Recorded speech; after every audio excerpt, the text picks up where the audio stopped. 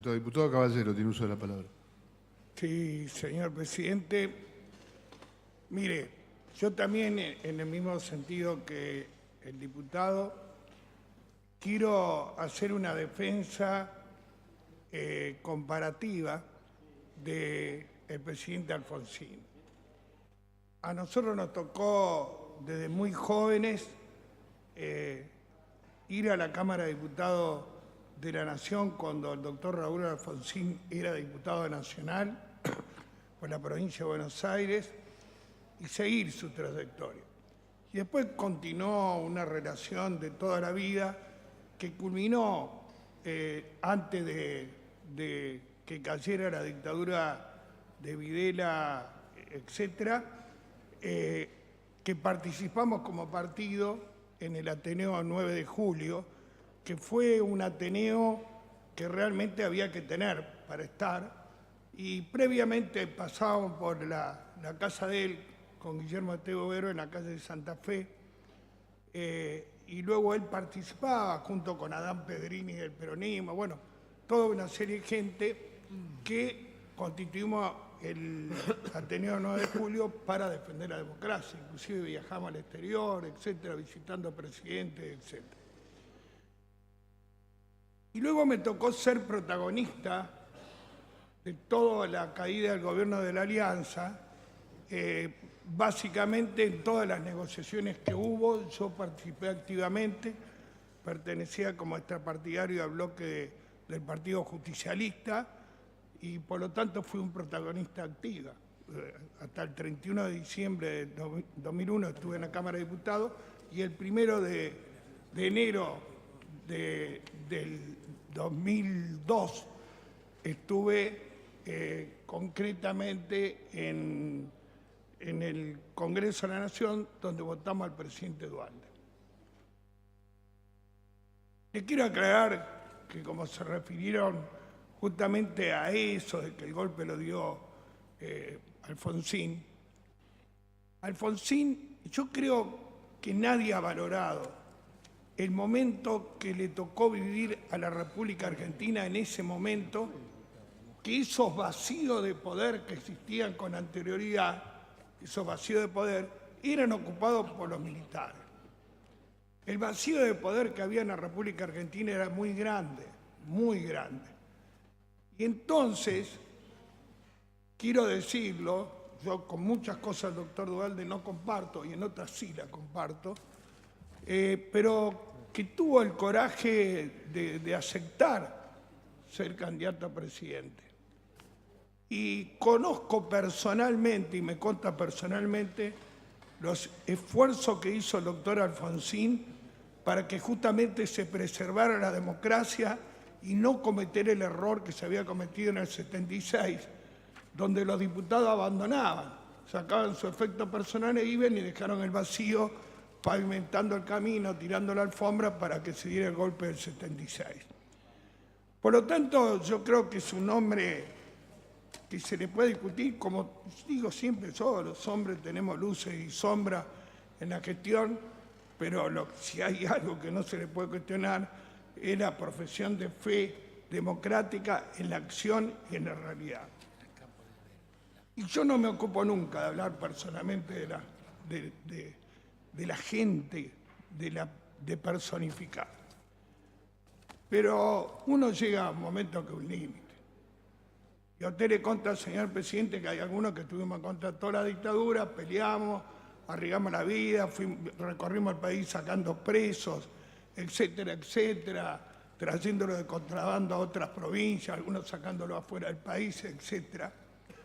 Entonces creo que llegó el momento de poner en claro quién es quién en la República Argentina, quiénes defendieron la democracia y quiénes colaboraron con la dictadura. Entonces, a mí no me queda ninguna duda que el doctor Raúl Alfonsín, como tantos otros, defendimos la democracia activamente, y cuando digo activamente significa hacer muchas acciones que había que hacer en la clandestinidad. O cuando uno salía fuera del país no sabía si no lo capturaban en el 6. Y en ese sentido quiero decir, la conducta dual de esta señora. Esta señora, cuya madre en el Chaco en aquel entonces no había ministros sino secretarios.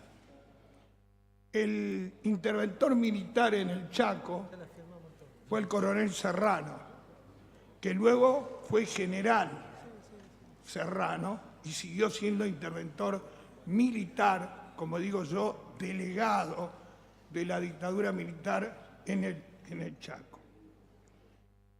Cuando tenía 21 años, Elisa Carrió,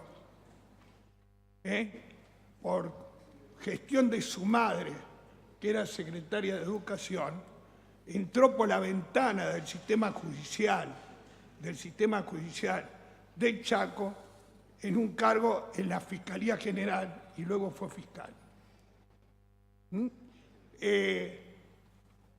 Yo tuve la oportunidad de conversar esta acción y otra que le voy a mencionar con ella. Y me dice, no, yo a los 21 años no tenía claro. Entonces, no tiene autoridad, digamos, que la respalde en su acción para decir que el doctor Alfonsín estuvo en un golpe de Estado en contra de la democracia. Esta señora, vuelvo a repetir, colaboró mientras sucedían hechos gravísimos en el Chaco, donde algunos nos pronunciamos medio con temor, ¿no es cierto?, como fue la masacre de Margarita Belén, donde hubo tantos muertos y también desaparecidos que ocurrieron en el Chaco. Y no escuché la voz de Elisa Carrió condenando esto.